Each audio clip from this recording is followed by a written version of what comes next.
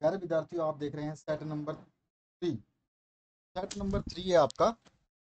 इससे पहले मैंने आपको 2 सेट करवा दिए हैं, आप सेट नंबर अभी 3 देख रहे हैं। तो चलिए स्टार्ट करते हैं सेट नंबर 3 को और इसके सॉल्यूशंस को। यहाँ पर है, भारत के संदर्भ में यह विडंबना ही है कि इतने विशाल देश में विश्व स्तरीय खिलाड़ियों का अकाल प्रतीत होता है। यानी कि विश्व स्तरीय खिलाड़ी जो हैं वो दिखाई नहीं देते। तो कैसे नहीं दिखाई देते हैं, ये पूरा का पूरा गद्यांश में समझाया गया है। आप एक बार जो है इस गद्यांश को जरूर पढ़ें, ताकि आपको जो प्रश्न जब हम उत्तर करेंगे तो उसको आपको समझाने में दिक्कत ना हो। तो इसको जरूर एक बार पढ़ लें ताकि आपको समझ में आ पाए। तो इस तरह का आपको एक पैसेज मिलेगा आपके, अनसीन पैसेज बोलते हैं इसको। और यहाँ पे जो पहला प्रश्न है उसकी बात करते हैं। तो पहला देखिए प्रश्न क्या पूछा गया है, भारत के संदर्भ में कौन सी विडंबना है। तो अभी अभी हमने देखा कि भारत के संदर्भ में विश्व स्तरीय खिलाड़ियों का जो है अकाल है। तो यहाँ पर जो है डी ऑप्शन आपका करेक्ट है। ठीक है, यहाँ पे अकाल नीचे आ गया है। ठीक है, इसके बाद में है आपका, भारत का सितारा किसमें और कब बुलंद था। तो किसमें था और कब बुलंद था ये आपको बताना है। तो आंसर हो जाएगा हॉकी में और गुलामी के दौर पर था। ठीक है ना, गुलामी का दौर जब था तब हॉकी में बुलंद था सितारा।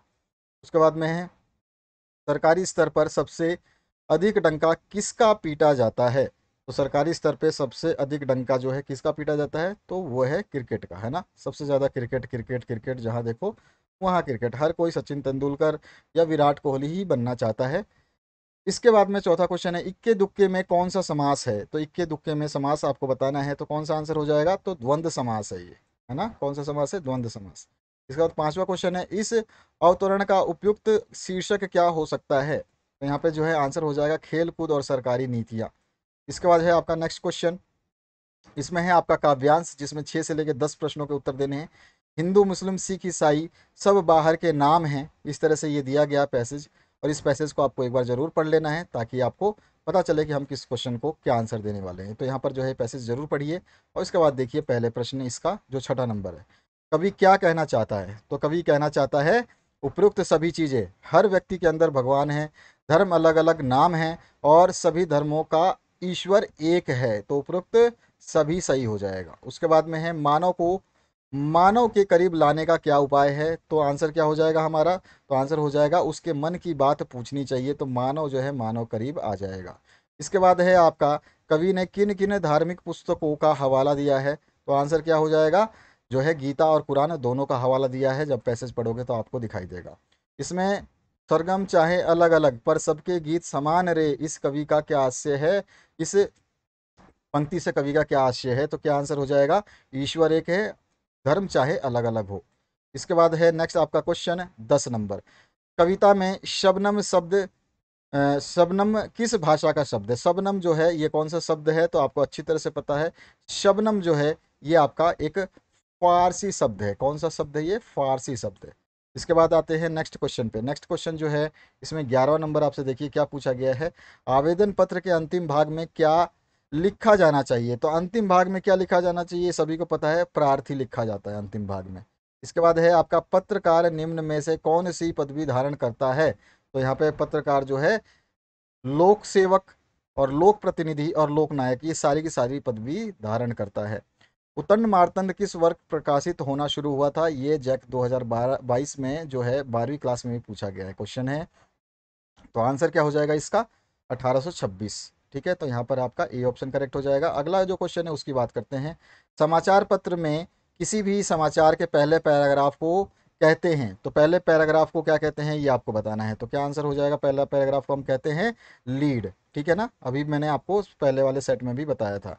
इसके बाद है आपका 15वां नंबर क्वेश्चन, हिंदी समाचार पत्र में साक्षात्कार विद्या का शुभारंभ कब हुआ था। यानी इंटरव्यू का सिलसिला कब चालू किया गया था। तो आंसर आ जाएगा 1905 में। इसके बाद में नेक्स्ट जो क्वेश्चन है उसकी बात करते हैं, संचार भाषा में किन तत्वों की प्रचुरता है। तो कौन सा आंसर हो जाएगा, संचार भाषा में जो प्रचुरता है वो संकेताक्षरों का और कूट पदों का। तो यहाँ पे ए ऑप्शन जो करेक्ट हो जाएगा। इसके बाद आते हैं 17वें क्वेश्चन पे, रचनात्मक लेखन का महत्वपूर्ण घटक है। तो रचनात्मक लेखन का जो है महत्वपूर्ण घटक ये सारे के सारे हैं, लक्ष्य उद्देश्य विचार कल्पना अनुभव से प्राप्त संवेदना, ये सभी। इसके बाद है आपका टिप्पणी एवं आलेखन भाग है। तो ये किसके भाग है, तो आंसर हो जाएगा कार्यालय पत्र के। इसके बाद है आपका नेक्स्ट क्वेश्चन, क्वेश्चन नंबर 19 देखिए, अपने सगे संबंधियों मित्र रिश्तेदारों आदि को लिखे जाने वाले पत्र को जो है अनौपचारिक पत्र कहा जाता है। तो बी ऑप्शन जो है आपका करेक्ट हो जाएगा। 20वां क्वेश्चन है, सरकारी पत्रों में स्वनिर्देश के लिए किस शब्द का प्रयोग किया जाता है? तो यहाँ पर कौन सा आंसर हो जाएगा? तो आंसर हो जाएगा, हम करते हैं भवदीय, ठीक है ना। तो यहाँ पर जो है आपका सी ऑप्शन करेक्ट हो जाएगा। अगला जो 21 नंबर क्वेश्चन है, ये देखिए, कार्यालय पत्र में नोटिंग का अर्थ है। तो कार्यालय पत्र में नोटिंग का अर्थ जो होता है टिप्पणी लिखना होता है, ठीक है ना। तो यहाँ पे डी ऑप्शन करेक्ट हो जाएगा। रचनात्मक लेखन की विद्या जो है वो क्या है? तो आंसर हो जाएगा आपका पत्रकारिता भी है, विज्ञापन भी है और निबंध भी है। तो ये सभी के सभी हो जाएंगे। इसके बाद में है, सीमित शब्दों में अपनी बात सामने रख देने का कौशल किसकी रचनात्मकता का सबसे बड़ा प्रमाण है? तो कौन सा आंसर हो जाएगा? हमारा आंसर हो जाएगा पत्रकारिता की। इसके बाद है आपका नेक्स्ट क्वेश्चन, टिप्पणी लिखने की प्रक्रिया या कला को कहते हैं, क्या कहते हैं? तो इसको हम क्या कहते हैं? हम इसको कहते हैं टिप्पण, टिप्पण कहते हैं। निम्न में से कार्यालय प्रारूप नहीं है, कौन सा प्रारूप नहीं है? तो आंसर हो जाएगा आवेदन पत्र जो है ये कार्यालय प्रारूप नहीं है। उसके बाद आते हैं नेक्स्ट क्वेश्चन की तरफ।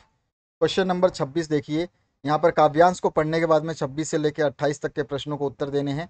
यहाँ पे एक छोटा सा काव्यांश है जो आपको देखने को मिल रहा है और यहाँ पर जो है आपके चैप्टर से लिया गया है। प्रस्तुत पंक्तियों के रचयिता कौन है? तो यहाँ पे क्या आंसर हो जाएगा? राम नरेश त्रिपाठी जो है इसके रचयिता हैं। इसके बाद आते हैं नेक्स्ट क्वेश्चन पे, इन पंक्तियों में सागर की तुलना किससे की गई है? तो क्या आंसर बताएंगे आप इसकी? सागर की तुलना किससे की गई है? तो आंसर हो जाएगा आपका इन सभी से, यानी कि यहाँ पर विशाल घर से, विस्तृत घर से और महामयी घर से, तो इन्हें सभी से की गई है। तो आपका द ऑप्शन जो है करेक्ट हो जाएगा। यहाँ पे देखोगे सब कुछ मिल जाएगा। इसके बाद आ जाइए नेक्स्ट क्वेश्चन पे। क्वेश्चन नंबर 28 जो है, कोने कोने में लहरों पर बैठ फिरूं पंक्ति में अलंकार जो है आपको बताना है। कौन सा अलंकार दिखाई दे रहा है? निहित अलंकार आपको बताना है। तो इसमें पुनरुक्ति प्रकाश अलंकार निहित है, तो सी ऑप्शन करेक्ट हो जाएगा। और यहाँ पर विष का प्याला राणा भेज्या पीवत मीरा हासी में कौन सा अलंकार है? तो इसमें जो अलंकार है वो है विरोधाभास, ठीक है ना, मतलब उसको एहसास दिलाया गया। इसके बाद में है, पथिक कविता में संसार का स्वामी किसे कहा गया है? तो यहाँ पे आंसर हो जाएगा आपका सूर्य को संसार का स्वामी कहा गया है। आते हैं 31 नंबर क्वेश्चन की तरफ। 31 नंबर में देखिए क्या पूछा गया है आपसे। इसमें पूछा गया है, वे आंखें कविता में किसकी पीड़ा और शोषण को रेखांकित किया गया है? तो आंसर हो जाएगा किसान की। इसके बाद जो है नेक्स्ट क्वेश्चन है, चंपा अपने बलम को कहाँ कभी ना जाने देने हेतु कहती है? तो आंसर क्या आ जाएगा? आंसर आ जाएगा हमारा, वो उसको कलकत्ता ज्यादा ना जाने देने हेतु कहती है। इसके बाद जो है आपका नेक्स्ट क्वेश्चन, गजल के माध्यम से क्या संदेश दिया गया है? तो गजल के माध्यम से संदेश दिया गया है जन जागृति का। इसके बाद जो है आपका, सबसे खतरनाक कविता के अनुसार क्या बुरा तो है पर सबसे खतरनाक नहीं? तो बुरा तो है लेकिन खतरनाक नहीं, तो क्या आंसर हो जाएगा आपका? तो इसमें आंसर हमारा हो जाएगा, ये सारे के सारे जो चीज़ें हैं ये बैठे बिठाए पकड़े जाना, सही होते हुए भी दब जाना और किसी जुगनू की लौ में पड़ना, जो है ये सभी के सभी जो है बुरे तो हैं लेकिन खतरनाक नहीं। और कबीर भक्ति काल की किस धारा के कवि हैं? तो यहाँ पे कौन सा आंसर आ जाएगा? ज्ञान श्रेयी धारा के, ठीक है। तो यहाँ पे आपका ए ऑप्शन करेक्ट हो जाएगा। इसमें आपका है, मीरा के काव्य में गंभीर अभिव्यंजना है, तो किस रस की है? तो आंसर आ जाएगा आपका प्रेम की। उसके बाद जो है नेक्स्ट क्वेश्चन आपका, इसे पूछा गया 37 में, भवानी प्रसाद मिश्र अपने जेल प्रवास के दौरान व्यस्त रहे, तो किस में व्यस्त रहे? तो आंसर हो जाएगा लिखने में। इसके बाद जो है आपका नेक्स्ट क्वेश्चन, उसकी बात करते हैं, मियां नसरुद्दीन कितने किस्म की रोटियां बनाने के लिए मशहूर थे? काफ़ी इंपॉर्टेंट क्वेश्चन है, 2 बोर्ड में बार बार पूछा गया है और इस बार भी पूछा गया 2 बोर्ड में, यूपी बोर्ड में और एक आपका हरियाणा बोर्ड में। तो यहाँ पर जो है इसका आंसर हो जाएगा 56। इसके बाद में है आपका नेक्स्ट क्वेश्चन, विदाई के समय बैर भाव छूट कर किस रस का आविर्भाव होता है? तो यहाँ पर जो है क्या आंसर हो जाएगा? तो आंसर हो जाएगा हमारा ये शांत रस का। इसके बाद में है आपका अंतिम प्रश्न, इसमें पूछा गया है, स्पीति नदी किस नदी में मिलती है? तो यहाँ पर जो है आपका कौन सा आंसर सही हो जाएगा? तो आंसर हो जाएगा हमारा सतलुज में मिलती है, तो डी ऑप्शन आपका करेक्ट हो जाएगा। तो इस तरह से आपने 40 प्रश्नों के सेट 3 के उत्तर देखे, हिंदी कोर के, इंग्लिश कोर के ऑलरेडी 5 सेट करवा दिए गए हैं, सभी सेट्स करवाए गए हैं। सेट्स को देखना बिल्कुल ना भूले, प्लेलिस्ट आपके सामने आ रही है। इस वीडियो को जरूर शेयर करें अपने दोस्तों के साथ।